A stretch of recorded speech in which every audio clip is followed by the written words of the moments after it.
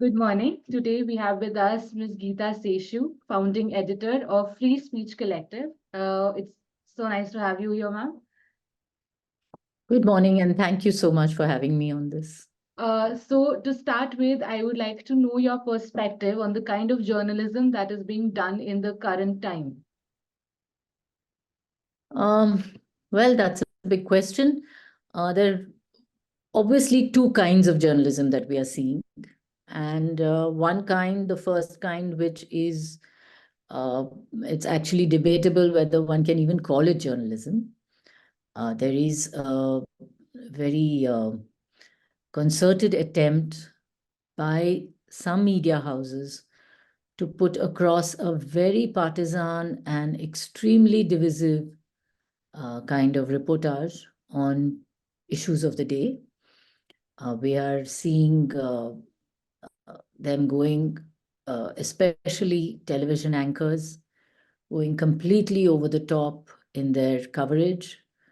There seems to be absolutely no distance between them and the issues that they are supposed to cover. They're expected to comment, they're expected to question, they're expected to hold governments accountable, none of which they seem to be doing. They have become cheerleaders, and it's extremely disgusting, in fact. I mean, there is no other term I can use to describe the way in which this section of the media operates. Now, one is used to knowing that broadcast media, at least, is very performative and has become more of entertainment rather than of news. But to see this creeping into print media in the kind of reportage that we are seeing, even in print media, is very disquieting, because print media has been uh, patchy, it's been good and bad. But for print media to go over the top in this manner is very, very disturbing, because there is a sense that print media has a more temporal advantage, in the sense that it is something that appears 24 hours after an event. So there is a sense that it can be a little more mature in its reactions, but we're not seeing that. And there is another kind of journalism which is actually very good, which is questioning, which is investigative, which is trying to trying to hold governments accountable on a range of issues. And this journalism, this thing which are this which the media that operates here is really trying to do journalism, is a media that is being regulated, criminalized, and actually becoming invisibilized in many ways. So that's the situation we are in today. As you mentioned, that the media that tries to investigate is being criminalized. Absolutely. Absolutely. In fact, it's extremely, we're in a very precarious situation.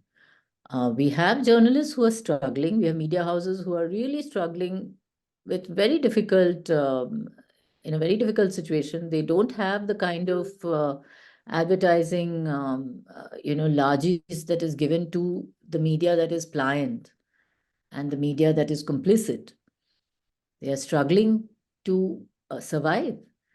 And in this situation, when they are doing their journalism, when they are trying to do their investigative stories, they are charged, they are raided, they are wrongly uh, um, charged with a range of cases. And that cripples them, because they have to fight these cases. They have to actually try to get legal defense. They have to keep their reporters safe. So it is a very, very precarious situation. And as we also spoke about how media is getting biased towards reporting issues today, uh, Mm. how will that impact the journalism, the practice of journalism hereafter? Journalists, I think the media houses who are doing what I say is not journalism, are doing a huge disservice to the country. A huge, I mean, it's frightening because for the general public, the media has become a bit of a joke, not a bit, a big joke. They don't take the media seriously. They don't respect the media, and they deride it, they dismiss it. And this is actually a reaction that is coming from the top. Let's not forget that. We have a government that disregards the media completely and does not engage at all with the media. We have a prime minister who doesn't have, who has not held a single press conference and refuses to take questions which are not, engineered or curated. So, so this is a very disturbing situation for a democracy. If we call ourselves a democracy, if we say that we are the largest democracy in the world, and we have a prime minister who actually goes and proclaims that we are the mother of democracy, and then we need to understand the importance of the media, and to disregard it in this fashion is doing a disservice to democracy. And how will this impact the upcoming elections, the misinformation and the biased reportage? There is a huge level of abuse of media in the country. India has been no exception to the kind of abuse across the world. So there is disinformation. There are deep fakes, which we are all aware of how dangerous it can be, and the threat of it rolling out during the elections cannot be underestimated. So there is going to be a lot of this kind of abuse. Now, and there is, of course, a terrific amount of the propaganda. There is a kind of partisan mediaship that is happening. All of that exists. Now, when you have an election, there is an expectation that voters will be informed of the issues before them before they make an informed choice on who they will vote for. So the media is expected to provide that kind of information and to create public opinion for or against the issues. I'm not talking about candidates. I'm not talking about political parties. I'm talking about the issues before the nation. What kind of issues are relevant? And if the media doesn't do that, if the media does not have boots on the ground, if it doesn't have budgets for news gathering, where reporters are sent out to collect information on what actually are the major issues the voters are facing, what citizens are facing, where is that information going to come about? And who is going to be able to tell voters that this is the important issue that you will have to vote on? Unemployment, which is one of the biggest issues. I mean, we have, I saw a news item the other day of something like 2000, over 2,900 people lining up for an IT job in Pune, I think, in the IT parks in Pune, for one vacancy. And this is the IT industry. I mean, we have about 29, 30,000 people lining up for, jobs in the police, 10 jobs, 5 jobs, and so many people.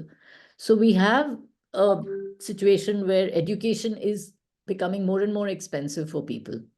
And then there is no employment at the end of it. We have public health, which is in such a mess. We have environmental destruction across the country in the name of infrastructure projects. People being displaced. Natural resources being lost for generations now. We're not going to get that back. These are issues. And if the media is not there to cover it, how will the public make an informed decision on who they will choose to govern the country? Other issues like Ram Mandir and all these various mosques and temples and all of that, these are the kind of issues that the government wants to keep us happy with, not the other issues which are real. So so at least the general elections are a deciding point for India. And it's absolutely alarming, actually, the way we are heading.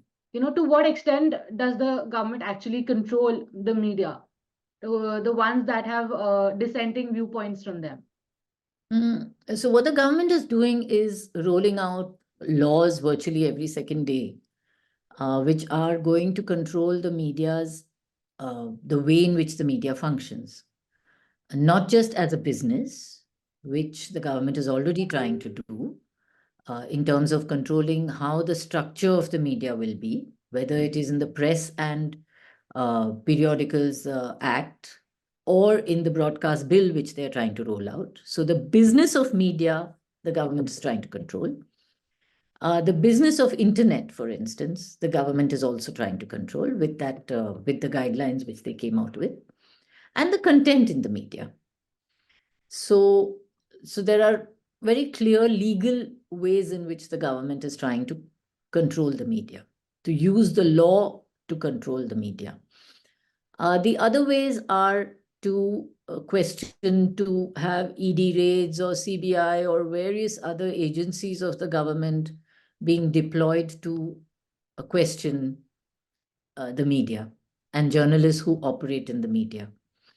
Then there are cases that vigilante groups or so-called interested parties uh, file against journalists purely to harass them, purely to question and quieten them, and to embroil them in a long process of legal battles.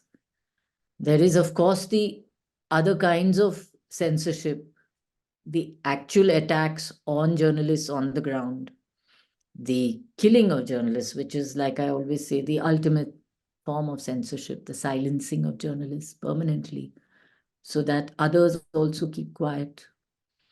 In a week or so from now, we will be in the first anniversary of the killing of a journalist in Ratnagiri, all because he was writing about the kind of protests villagers were having towards the refinery, that mega crore refinery in Ratnagiri district. And that's just one example. There's so many. And there is total impunity in terms of any kind of justice for attacks or for killing of journalists. So there are multiple ways in which journalists, media is being silenced. And the government is employing all of these in its arsenal. It has a huge arsenal of this sort of, its weapons to really silence the media. So, as you mentioned about the raids, there have also been instances of espionage. Thank you for reminding me of the kind of threat of surveillance, because that is a huge, that's a big battle that all of us face, especially journalists who are doing investigative work. There is a constant fear of being monitored. And let's not forget that it's not just journalists, but all citizens really in India are being officially monitored. We have a huge intelligence network, which CMS, a monitoring system, which actually enables this kind of monitoring in the name of national security, in the name of protecting the country. You don't see that intelligence actually protecting the country at the borders. May I, just make that point? But it's monitoring all the citizens all the time. It's collecting information about citizens, and this is all being sanctioned. And it's a big danger. And journalists are trying to figure out how to keep themselves safe, how to keep their sources safe. Because it's not just about journalists being monitored, it's about the sources, the people who speak to them, who have to be also kept safe. So strategies will have to be, will have to come out on how to keep ourselves safe, and our information and our sources of information, our data. All of this, as you mentioned, how will this impact the integrity of the, profession that is journalism? That's a difficult question, because we have a set of we have a situation really where journalism professional journalism is very difficult to actually perform. Journalists who work in the media, who are staff, who are employed in the media, are in a very precarious situation again because they have zero job security. There's retrenchment that they face. Their working conditions are really very, very pathetic. And if some journalists in bigger newspapers or bigger media houses, bigger broadcast media manage to get a decent salary, there's a vast majority who don't, who are really working on very, very poor wages. Many of them are forced out of employment and they turn to doing freelance, which is very, again, very, very insecure. There is absolutely no security for journalists. So these are the people who are news gatherers at the basic foundational level of journalists. The editors and others are elsewhere in the hierarchy. And these are the ones who are facing the worst brunt, really, of the kind of pressures that the media is facing. So it's a really tough situation. It's a very tough time. So, But the fact is that, it's amazing that they still persevere, that we still have journalists who are willing to face all of these difficulties, all of these challenges, and still try and get those stories out. what kind of journalism, according to you, should be done instead? And how do we pursue? I mean, how do we shift to the authentic journalism again? Uh, well, really, the tenets of journalism, which is really about getting your stories, writing about things and people who matter in the voices of the people who face issues, doing it as honestly as possible, I mean, as can be, without, um, being as ethical in one's work. And I think also the next challenge would be that once one does get a story, and we find this very often amongst journalists who have the stories, but who don't know which media house will be willing to carry that story. So the next step will be to publish it. So some journalists have taken to publishing in their own platforms now. So we are seeing new forms really of journalists who are using other platforms really to maybe collaborative platforms to put out their stories. They're using YouTube, they're using Facebook, they're using a lot of these, other kinds of social media platforms, which have their own constraints because it's very easy to pressurize these big platforms to take down information. So there is this constant kind of effort to clamp down on anything that is important news. It's a constant challenge. I think the best, the third step really for me, apart from news gathering and then news distribution, would be to be able to have a space where there is actual dialogue over any particular news item, where people from the public can actually engage with the stories that journalists are doing. And for that, journalists will again have to reconnect with the public